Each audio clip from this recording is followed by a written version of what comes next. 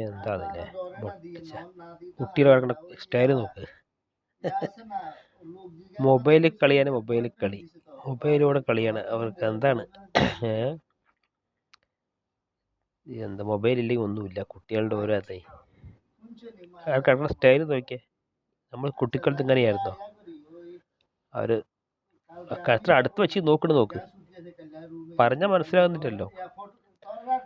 ആ കാലാട്ടിട്ട് ആ സ്റ്റൈൽ, കാലിൻ്റെ മേലെ കാലൊക്കെ ഇട്ട് എന്തൊക്കെ ആസ്വദിച്ച് കാണുകയാണ്.